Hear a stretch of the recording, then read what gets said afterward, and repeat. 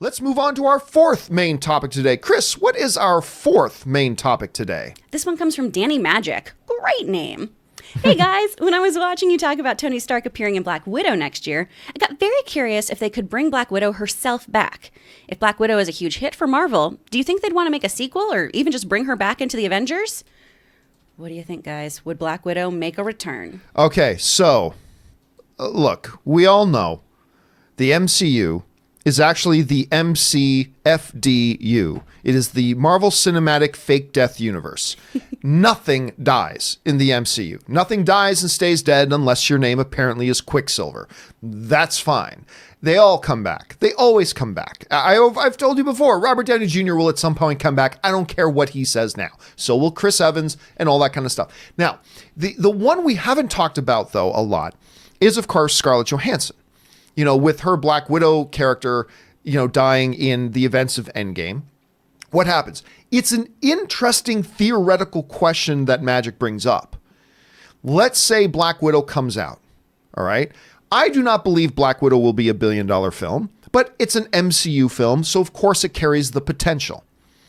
Black Widow comes out, makes $1 billion. Let's say it makes $1 billion. Does Marvel then go, wow, we made $1 billion on that movie? It's a shame that we killed the character off. Some other exec in the corner go, but did we? Did we kill her off? We got a lot of wiggle room here. And do they then use that as a pretense to bring Scarlett Johansson back into the MCU? One could make an argument that in one movie, they lost 3 of their significant pillars in the MCU. Obviously, Captain America and Iron Man. As Endgame was setting it up, she was kind of the next kind of leader in line of that thing, and they offed her too.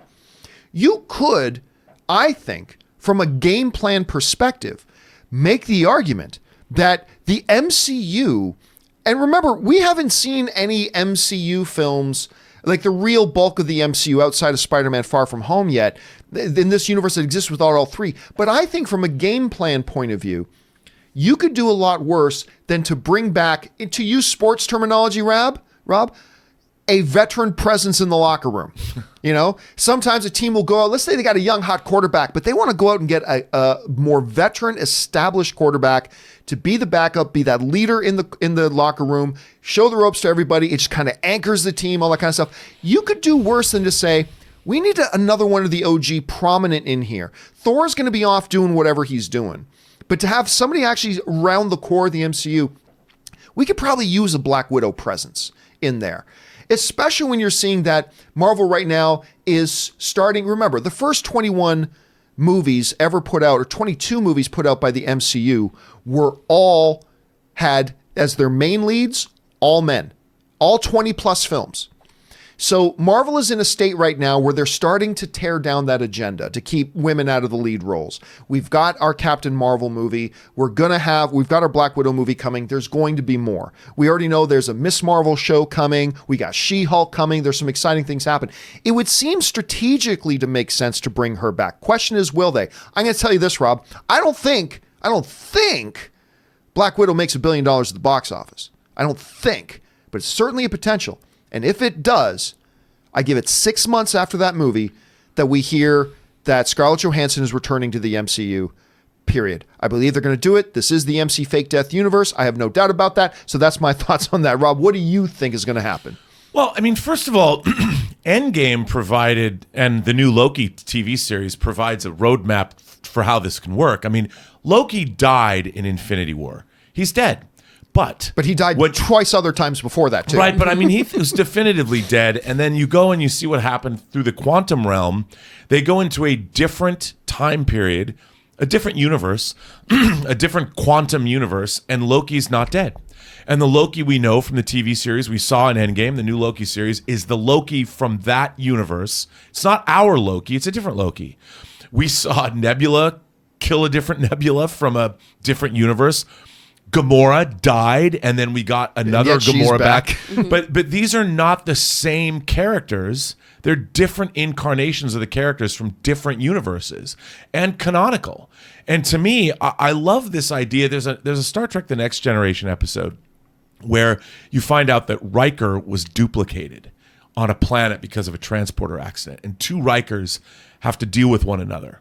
And so does Deanna Troi. And it's a really interesting situation. So they could bring back Black Widow in the universe and it wouldn't even be a cheat, because the fact that our characters went through her real death and they've got a Natasha back that isn't their Natasha. And it's indeed not the Natasha that went through the snap, maybe, the blip, the decimation.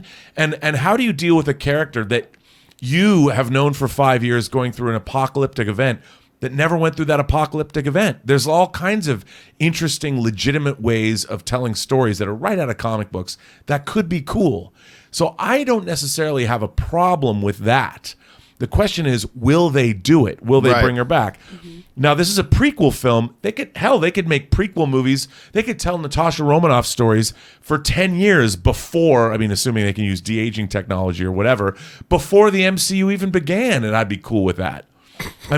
Captain Marvel took place in the 90s, and it's part of the MCU. They can do so many different things that I'm just excited. What I want is the fact that we're going to get a full-blown James Bond-esque, globe-trotting spy thriller out of this Black Widow movie, apparently. And I couldn't be more excited for it. So who knows what they're going to do? If they bring her back, they could do it in a very clever way. I just don't think they will. You don't think they will? I don't think. Even if this thing makes $1 billion, they'll make another one that's a sequel to that movie that takes place. It'll be still in the prequel space. It'll be legit. They could do a Black Widow trilogy. Exactly. But how many films can you fit in whatever window they're saying this movie exists? Because I'm not even sure they've given us a specific time frame. A lot of the theories I'm seeing, or some of the whispers I'm hearing, is that it takes place post-Civil War, pre-Infinity War. Okay. And by the way, I've heard no official statement on that. That's like 2 years. Yeah. But right. So, but how much can you say a person goes through in 2 years? Spy shit happens all the time. So yeah, there's always spy stuff is happening 24/7. If you think about James Bond movies, how many days do they take place over? Exactly. They're short periods of time. How long did Star Wars take? How long did Empire take? How long did Jedi take? How long did all three of those movies cover in terms of time span?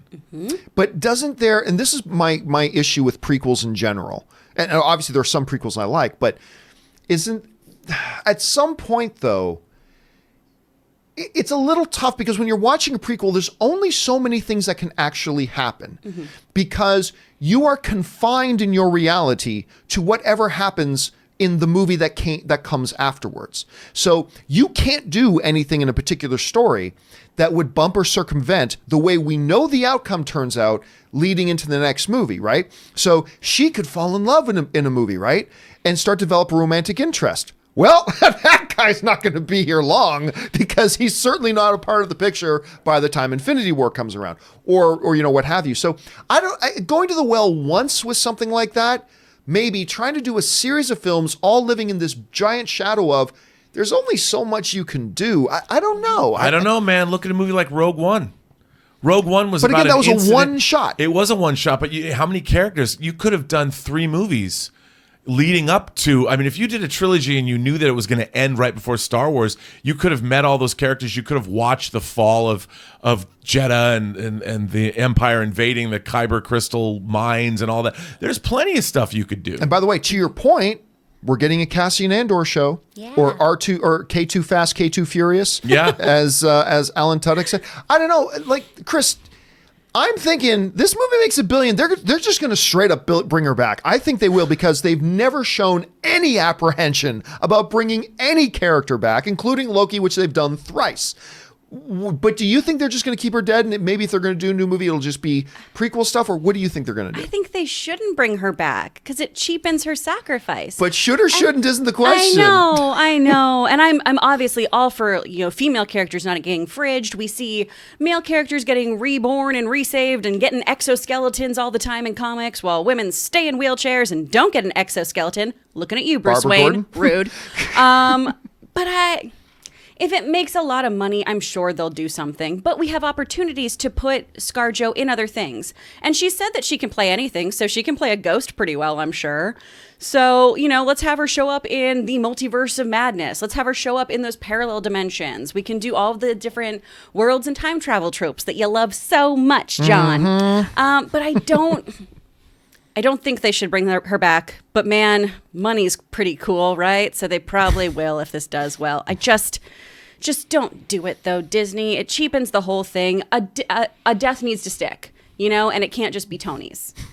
Don't tell that to the MCU. Yeah. Anyway, guys, question is, what do you think? Let's say this. Look, I don't think Black Widow will make $1 billion, but it's a Marvel film, so it's certainly got the potential to do it, right? If it does, do you think they're going to be overwhelmed with the temptation to bring her back? Maybe it was always the plan to bring her back anyway. Or do you think, like Chris was saying, make the sacrifice stick there? What do you think is going to happen? Jump down in the comments section below and let us know your thoughts. All right.